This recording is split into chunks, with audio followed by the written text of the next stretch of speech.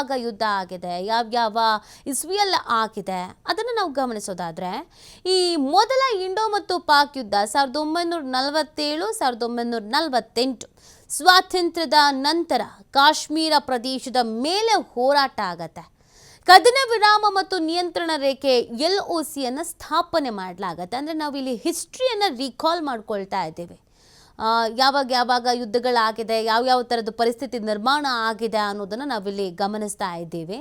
ನೋಡಿ, ಮೊದಲ ಇಂಡೋ ಪಾಕ್ ಯುದ್ಧ 1947-48 ಇದು ಸ್ವಾತಂತ್ರ್ಯದ ನಂತರ ಕಾಶ್ಮೀರ ಪ್ರದೇಶದ ಮೇಲೆ ಈ ಒಂದು ಹೋರಾಟ ಆಗತ್ತೆ. ಆಮೇಲೆ ಕದನ ವಿರಾಮ ಮತ್ತು ನಿಯಂತ್ರಣ ರೇಖೆ ಸ್ಥಾಪನೆ ಆಗತ್ತೆ. LOC ಅಂತ ಏನು ನಾವು ಕರಿತೀವೋ ಅದನ್ನು ಸ್ಥಾಪನೆ ಮಾಡ್ತಾರೆ. ಇನ್ನು ಎರಡನೇ ಇಂಡೋ ಪಾಕ್ ಯುದ್ಧ 1965ರಲ್ಲಿ ಆಗತ್ತೆ. ಅದು ಕಾಶ್ಮೀರದ ಬಗ್ಗೆ ಮತ್ತೊಂದು ಸಂಘರ್ಷ ಆಗೋದು. 1966ರಲ್ಲಿ ಸೋವಿಯತ್ ಒಕ್ಕೂಟದ ಮಧ್ಯಸ್ಥಿಕೆ ತಾಷ್ಕೆಂಟ್ ಒಪ್ಪಂದದೊಂದಿಗೆ ಯುದ್ಧ ಮುಕ್ತಾಯ ಆಗತ್ತೆ. ಇನ್ನು 1965ರ ಸಂಘರ್ಷದಲ್ಲಿ ಭಾರತ ಮೇಲುಗೈ ಸಾಧಿಸುತ್ತೆ. ಇನ್ನು 1971ರ ಬಾಂಗ್ಲಾ ವಿಮೋಚನಾ ಯುದ್ಧ ಬಾಂಗ್ಲಾದೇಶದ ಸ್ವಾತಂತ್ರ್ಯ ಚಳುವಳಿಯಿಂದ ಕಿಡಿ ಹೊತ್ಕೊಳ್ಳುತ್ತೆ. ಭಾರತ ಮಧ್ಯಪ್ರವೇಶ, ಬಾಂಗ್ಲಾ ರಚನೆ, ಇದರಲ್ಲಿ ಭಾರತಕ್ಕೆ ನಿರ್ಣಾಯಕ ಗೆಲುವು ಸಿಗತ್ತೆ. 90,000ಕ್ಕೂ ಹೆಚ್ಚು ಪಾಕಿಸ್ತಾನಿಯರ ಸೆರೆ ಹಿಡಿಯಲಾಗತ್ತೆ. ಅದಾದ ಮೇಲೆ ಅಂದರೆ ನಾವು 1966ರಲ್ಲಿ ಸೋವಿಯತ್ ಒಕ್ಕೂಟದ ಮಧ್ಯಸ್ಥಿಕೆ ಇದನ್ನೆಲ್ಲ ನಾವು ನೋಡ್ತಾ ಇದ್ದೀವಲ್ಲ, ತಾಷ್ಕೆಂಟ್ ಒಪ್ಪಂದ ಎಲ್ಲ ಆದ ಮೇಲೆ ಯುದ್ಧ ಏನೋ ಮುಕ್ತಾಯ ಆಗತ್ತೆ. ಮತ್ತು 1965ರ ಸಂಘರ್ಷದಲ್ಲಿ ಭಾರತ ಅಲ್ಲಿ ಮೇಲುಗೈಯನ್ನು ಕೂಡ ಸಾಧಿಸುತ್ತೆ. ಇನ್ನು ಎರಡನೇ ಇಂಡೋ ಪಾಕ್ ಯುದ್ಧ ಆಗುವುದು 1965ರಲ್ಲಿ. ಇದು ಕಾಶ್ಮೀರದ ಬಗ್ಗೆ ಮತ್ತೊಂದು ಸಂಘರ್ಷ ಆಗುವಂಥದ್ದು. 65ರಲ್ಲಿ ಕೂಡ 1966ರಲ್ಲಿ ಸೋವಿಯತ್ ಒಕ್ಕೂಟ ಮಧ್ಯಸ್ಥಿಕೆಯನ್ನು ವಹಿಸೋದು.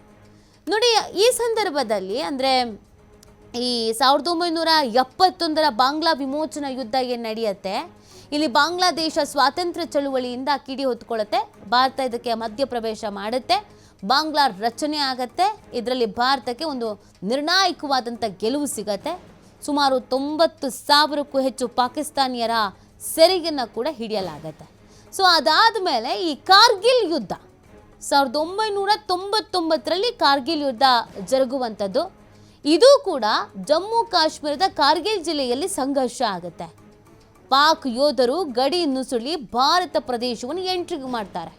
ಪಾಕ್ ಹಿಮ್ಮೆಟ್ಟಿಸಿ ವಿಜಯ ಪತಾಕೆಯನ್ನು ಹಾರಿಸಿತು ನಮ್ಮ ಭಾರತ.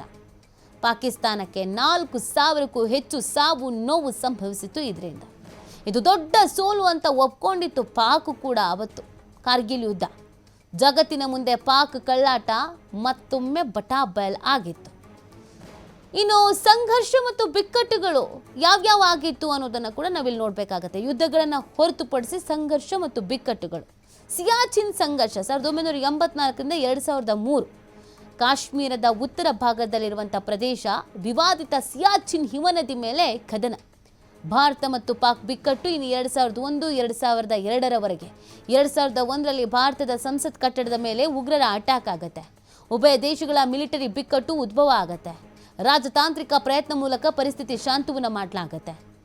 ಇನ್ನು ಮುಂಬೈನ ದಾಳಿ, ಇದು 2008ರಲ್ಲಿ ಆಗೋದು. ಮುಂಬೈನಲ್ಲಿ ಭಯೋತ್ಪಾದಕ ದಾಳಿ ಆಗುತ್ತೆ. ಪರಿಣಾಮ ಉದ್ವಿಗ್ನತೆ ಅಲ್ಲಿ ಸೃಷ್ಟಿ ಆಗಿಬಿಡುತ್ತೆ. ಗಮನಾರ್ಹವಾಗಿ ಹೆಚ್ಚಳ ಆಗುತ್ತೆ ಉದ್ವಿಗ್ನತೆ. ಪಾಕಿಸ್ತಾನ ಪೋಷಿಸುತ್ತಿರುವ ಉಗ್ರರಿಂದ ಕೃತ್ಯ ಆಗೋಕೆ ಬಾರ್ಡರ್ಗೆ ಸೇನೆಯನ್ನು ಕಳಿಸಿತ್ತು ಪಾಕ್. ರಾಜತಾಂತ್ರಿಕ ಕ್ರಮಗಳಿಂದ ಪರಿಸ್ಥಿತಿ ತಹಬದಿಗೆ ಬರುತ್ತೆ. ಇನ್ನು 2016ರಲ್ಲಿ ಉರಿ ದಾಳಿ. ಕಾಶ್ಮೀರದ ಉರಿಯಲ್ಲಿರುವಂಥ ಭಾರತೀಯ ಸೇನಾ ಶಿಬಿರದ ಮೇಲೆ ಭಯೋತ್ಪಾದಕ ದಾಳಿಗೆ ಪ್ರತಿಕಾರವಾಗಿ ಸರ್ಜಿಕಲ್ ಸ್ಟ್ರೈಕ್ನಿಂದ ಉದ್ವಿಗ್ನತೆ ಮತ್ತಷ್ಟು ಹೆಚ್ಚಳ ಆಗುತ್ತೆ. ಪುಲ್ವಾಮಾ ದಾಳಿ ಆಗುತ್ತೆ. ಯಾವಾಗ 2019ರಲ್ಲಿ ಪುಲ್ವಾಮಾ ದಾಳಿ ಆಗುತ್ತೆ. ಕಾಶ್ಮೀರದ ಪುಲ್ವಾಮಾ ದಾಳಿಯಲ್ಲಿ ಪಾಕ್ ಕೈವಾಡ ಹೊಣೆ ಹೊತ್ತಿದ್ದ ಪಾಕ್ನ ಭಯೋತ್ಪಾದಕ ಸಂಘಟನೆ. ಈ ಪ್ರತೀಕಾರವಾಗಿ ಭಾರತದಿಂದ ಬಾಲ್ಕೋಟ್ ಸ್ಟ್ರೈಕ್ ಅನ್ನು ಮಾಡಲಾಗುತ್ತೆ. ಆಗಲೂ ಕೂಡ ಉಭಯ ದೇಶಗಳ ನಡುವೆ ತೀವ್ರ ರೀತಿಯಾದ ಉದ್ವಿಗ್ನ ಸ್ಥಿತಿ ನಿರ್ಮಾಣ ಆಗತ್ತೆ. ಭಾರತೀಯ ಪೈಲಟ್ ಬಂಧನ ಆಗುತ್ತೆ, ನಂತರ ಬಿಡುಗಡೆಯನ್ನು ಮಾಡಲಾಗುತ್ತೆ. ಸೊ ಇದು ನಾವು ಹಿಸ್ಟ್ರಿ ನೋಡ್ತಾ ಇರೋದು. ಇಂಡೋ ಪಾಕ್ ಯಾವಾಗ ಸಂಘರ್ಷಗಳು, ಬಿಕ್ಕಟ್ಟುಗಳು, ಹೋರಾಟಗಳು, ಯುದ್ಧಗಳು ಆಗಿದೆ ಮತ್ತು ಆ ಪರಿಸ್ಥಿತಿಯಲ್ಲಿ ಏನೇನು ಆಗಿದೆ ಅನ್ನೋದನ್ನು ನಾವು ಗಮನಿಸ್ತಾ ಇದ್ವಿ.